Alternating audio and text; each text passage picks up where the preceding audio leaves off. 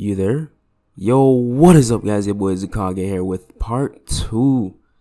Yes, right after part 1, you know, have to put it up for you guys. Part 2 of What If Deku was trained by Light Yagami.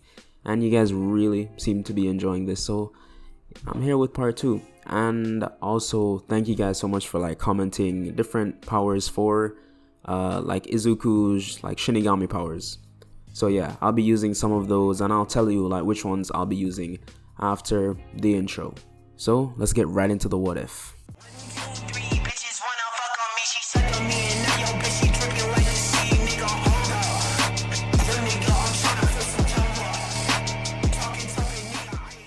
So yeah, again, just thank you for everyone who commented a power. You know, there were some really OP ones like Death Touch and some more realistic ones, but you know, I like all of them. So the powers I'll be giving him is, you know, stuff I mentioned last time, like the Shinigami, the wings so he can fly, and you know, the eyes, the Shinigami eyes so he can see people's lifespan. You know, he can be intangible, and what I'm adding is invisibility, self like sustainability so he doesn't have to eat, sleep, you know, go to the bathroom, stuff like that. I mean, he can sleep to like pass the time or eat just for the pleasure of eating. And should I make him have to breathe? You know what? He has to breathe. And last but not least, deep stare. Basically, he can see all the sins a person has committed. But the thing with this ability is that it has to be from the person's point of view, like if they see what they did as a sin. So if All For One killed an orphanage of disabled kids because all of them had really powerful quirks and he wants to keep the balance between good and evil, then Izuku wouldn't see that because All For One sees what he's doing as good. So, you know, if that explanation makes sense, then there you go. So we start the what if in Izuku's room. It's the weekend and he's been trying out like his new powers, and since he doesn't need to sleep, he does this around the clock. So while he's trying to master like all his abilities, Light appears and he's like, oh, you seem to pick up the abilities pretty quickly. And Izuku says, well, yeah, but you know, what do you come here for? And Light is looking at Izuku like, I can't just come to see my pupil. And Light is like, sure, just come on, tell me what do you want. So Light admits, you know, he just came here because he seen those investigators, you know, closing in on where he lives. So they both go invisible and they fly out of Izuku's house and they go over to Inko's workplace, you know, the main branch of the investigation. And they slip through the walls and they see this massive room of just different agents, you know, papers scattered all over the rooms and walls. And you know, when people are trying to connect the dots with like strings across different pictures, you know, like in movies they do that, so that's happening. So they're all working hard, and in a reserved section of the room, Inko was talking to L like personally. And you know, not the L from Death Note, but a character in My Hero, and I'll give hints of who it is later on. So Izuku and Light are still invisible and they're looking around at everything the different agents are working on, and the idea that they come up with was a very dangerous vigilante who can kill people by looking at them. And hearing this, Izuku almost laughs at how, you know, he just laughs at how wrong they are, like, but he manages to hold the laughter in. So while they were looking around at different things they could like get information from, Izuku sees a list of cities that are, you know, the most likely area that the suspect is from, and the city he's in is at the top of that list. So Izuku is he's a bit worried because, and you know, the reason why they think this is because of the whole TV channel thing. I explained it in the last part. But then, you know, Izuku hearing this, you know, he face palms thinking like, how could he has like looked over something so important? So immediately heads home and shuts off the like news station that he always watched to get the names of the villains he would kill. So Izuku is mad, but more mad at himself. He like punches his desk, you know, not breaking it, thank God, but he's just like pissed off at himself. So Light shows up to calm him down. He says, you better cool off, like the reason I got caught is because of my emotions and my ego. So just keep a level head and think. So Izuku sits down staring at the death note. He turns back on the TV and continues writing names. Because you see, another mistake Light made was whenever when he found out that the police were like investigating him, he like changed up his whole like killing schedule. So they realized that he has some access to information they were working on for the investigation. So Izuku continues doing his regular thing, writing names from the channel, but one thing he did also was get names from the internet, from like just different sources. But you might be thinking, won't they be able to check what he's doing on the internet? Yes, but that's why Izuku uses NordVPN, which is a sponsor of today's video. With NordVPN, you can encrypt your... Yeah, I'm not sponsored by NordVPN. Yeah, I'm not sponsored. So, but yeah, he does use a sort of VPN to encrypt his data. So, with that, Izuku does schedule out the kills to like space them out and make the kill times more random. So with everything scheduled out like that, Izuku has more time to focus on school and different things like that. So after that, it was a Sunday, so the next day school starts, and Izuku was getting ready when he realized that his mom hasn't like really been home for the past week or even like week or two. And he's starting to get a bit worried because she's working constantly and almost never comes home. And you guys might be wondering, why does Izuku care so much? Because Light really not really trained, but really made sure that Izuku loved his family. Because Light, he would actually kill his family because if they got in his way of becoming a god of the new world. So, and in the afterlife, Light realized how bad that was. So he's trying to make Izuku different from him. So Izuku heads out to school. And when he arrives up the UA gates, he sees a crowd of reporters outside, because they all found out that All Might was a teacher there and they were trying to see how basically good he was. So they were harassing all the students trying to get into school. And when Izuku walked up, a bunch of reporters started flocking around him. But he literally just walked right through all of them, just phasing through the crowd. And they all felt a bit weird because if you think about it, Izuku was technically inside them. So, think of that how you will. So Izuku gets to class and, Mina is there. So he goes, sits beside his bae, and they were talking for a bit.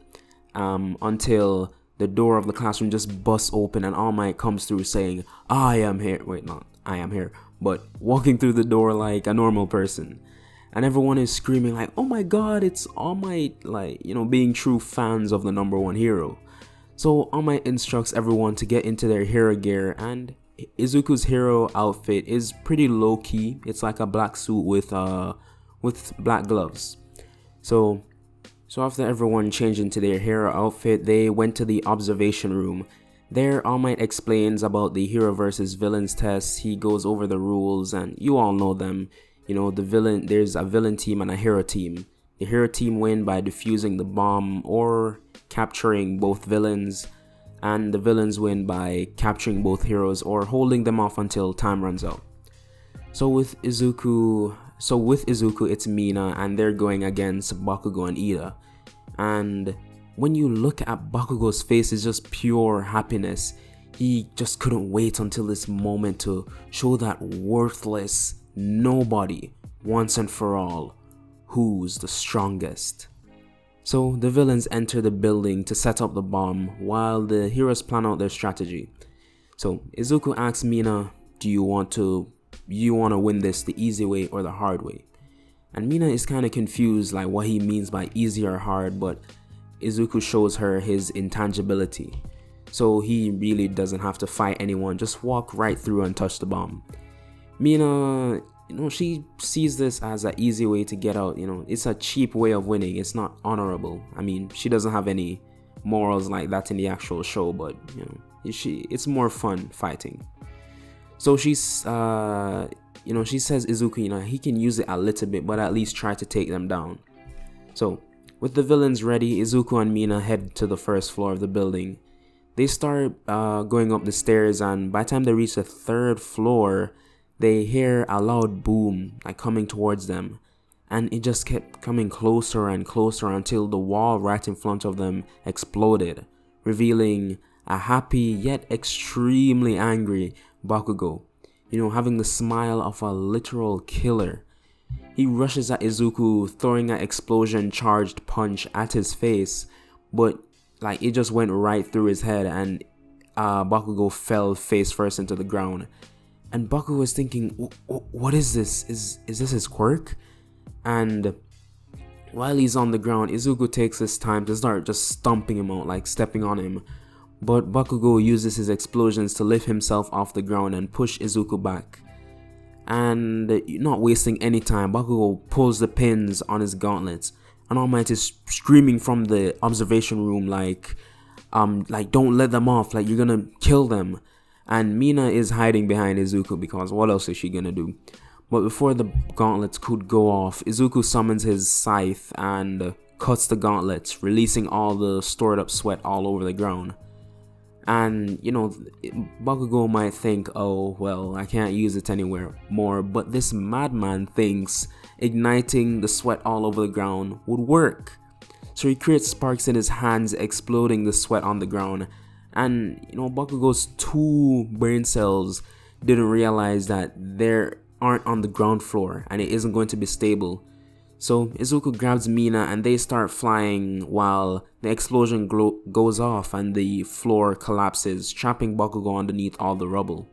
Izuku rightfully laughs a bit because this was pretty dumb, and then moves on to the bomb room. So I actually want to do this in Ida's perspective.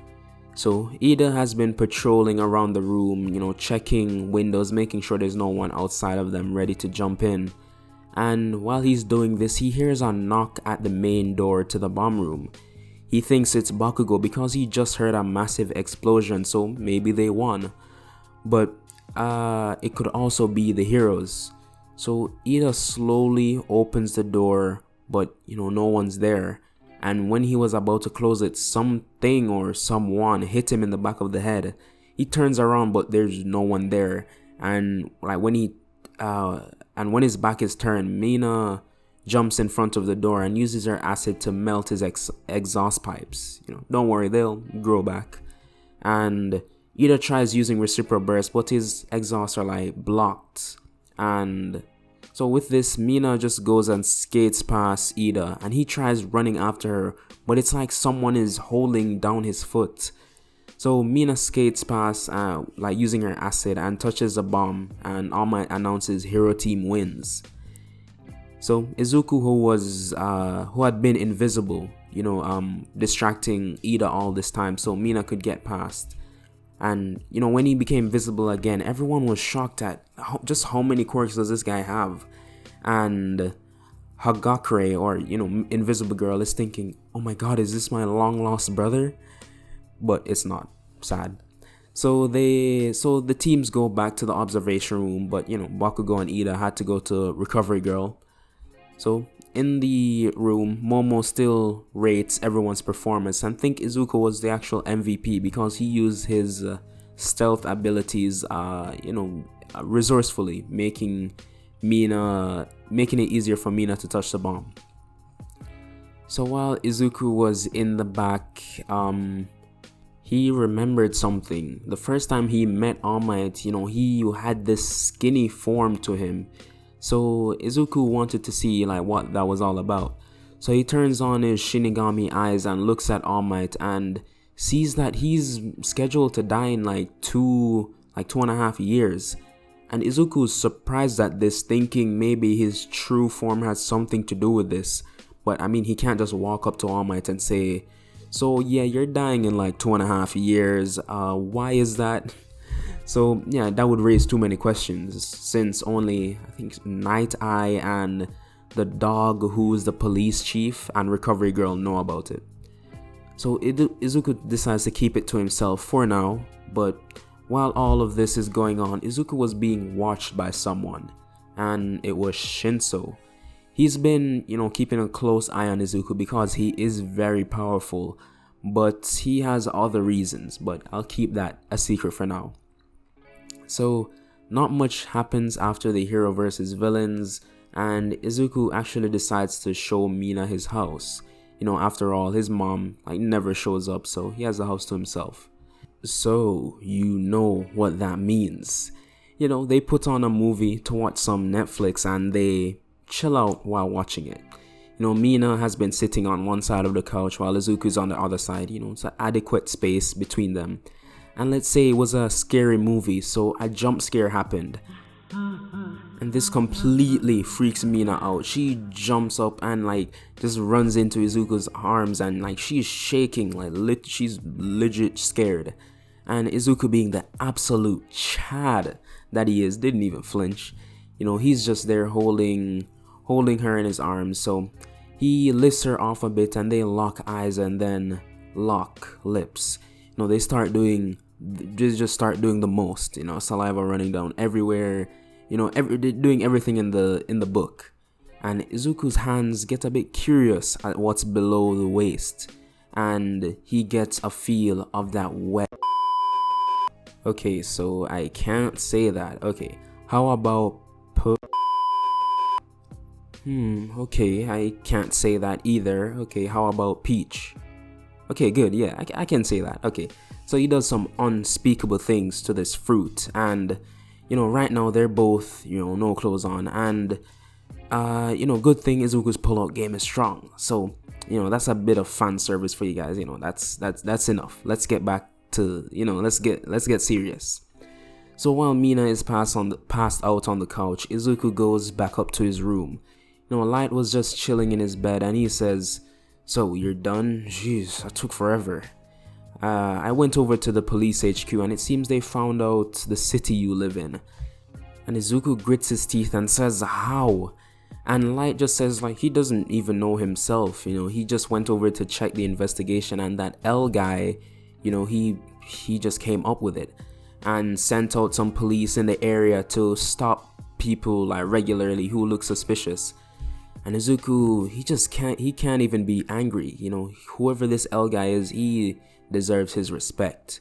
But Izuku isn't too worried because he doesn't carry the death note around and he can just go invisible or intangible or in whatever. So that doesn't matter to him. So that night Izuku goes to sleep, just to pass the time. So the next day rolls around and Izuku gets up and he smells something good. Have you ever just woken up in the morning and smell your favorite food being made or just something good? This is what Izuku is feeling right now. He goes downstairs and sees Mina with nothing but an apron on, cooking. And Izuku is enjoying the view, I should say, to say the least. And he walks up to Mina and says good morning. She says it back. And she's cooking, I don't know, what imagine your favorite breakfast meal being cooked. And Mina gives Izuku his breakfast at the table and he finishes it in seconds. Of course he doesn't need it, but it tastes amazing. So after another plate or 2 or 3 or 4, Izuku and Mina get ready to go to school.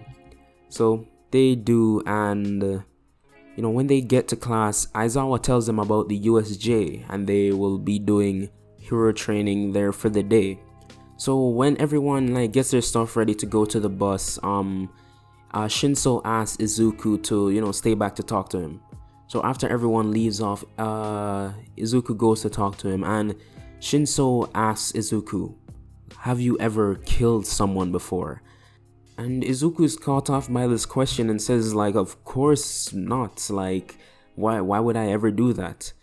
And Shinso is giving Izuku a weird look and Izuku just doesn't feel comfortable. But he says man, they're waiting on us at the bus, let's just go. And so Izuku walks off to meet Mina by the buses.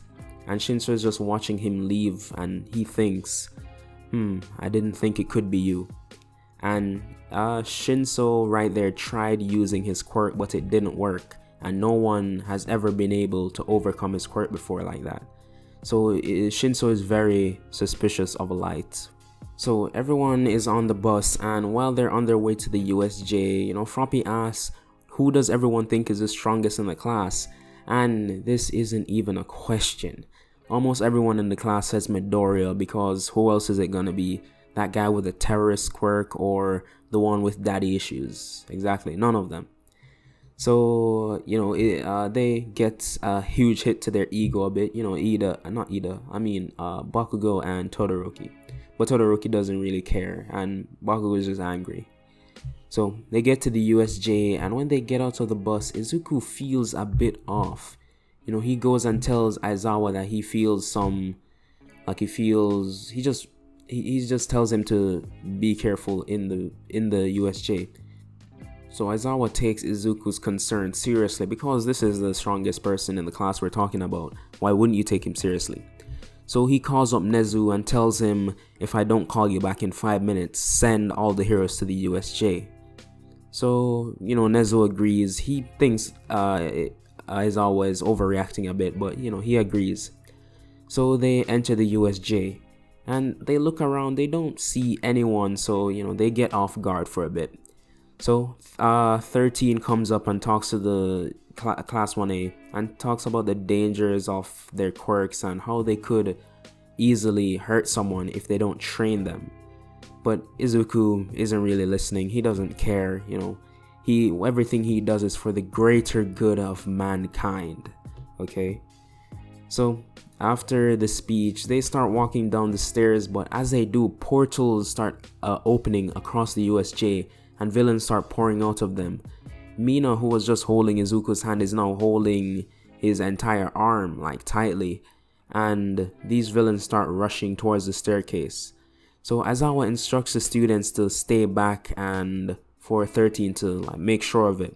And Aizawa rushes down to fight, actually throwing some good hands, using his scarf as a weapon, but more and more villains start coming through the portal, and it became really clear that Aizawa can't take them all.